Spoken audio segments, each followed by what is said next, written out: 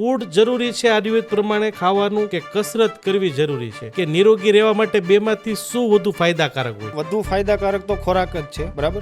કસરતની I think specially વાત કરવી જરૂરી છે. હવે કસરત આયુર્વેદમાં એવું કહેવામાં આવેલું છે કે અર્ધ વ્યાયામ શક્તિ પ્રમાણે કસરત કરવી જોઈએ. આપણે જોઈએ છે જીમમાં લોકો કલાક 2 કલાક વર્કઆઉટ કરે છે, પણ આઈ થિંક આધુનિક શાસ્ત્ર પ્રમાણે આ કદાચ સાચું હોઈ શકે, પણ બિંગ આયુર્વેદિક ડોક્ટર આયુર્વેદ પ્રમાણે આ તદ્દન ખોટી વસ્તુ છે. અર્ધ વ્યાયામ શક્તિ મતલબ આપણી અડધી શક્તિ જ્યાં સુધી વપરાય ત્યાં સુધી જ આપણે કસરત કરવી જોઈએ. તો કઈ રીતે નક્કી કરવું? તો કે ભાઈ કસરત કરતી વખતે કપાળ ઉપર પરસેવો આવે અને બગલમાં પરસેવો આવે અને શ્વાસ લેવામાં આપણને તકલીફ પડે, ઇન ધ સેન્સ મોઢામાંથી શ્વાસ છૂટે, ત્યારે આપણે ઊભું રહી જવું જોઈએ કસરત કરતી વખતે. આ એક મેઇન એનું. બીજું કે અજીર્ણ મતલબ ઇન્ડાઇજેશન જ્યારે હોય ત્યારે કસરત કરાય નહીં. ચોખ્ખું આયુર્વેદમાં ના પાડે છે, કારણ કે આવું કરવાથી દોષ કોષ્ઠમાંથી શાખામાં જાય. એટલે સાદી ભાષામાં જો આપણે કહીએ તો જે બીમારી પેટમાં છે એ ફેલાઈને દૂરના અંગ સુધી જાય. જો આપણું પેટ બગડેલું છે અને કસરત કરીએ છીએ તો.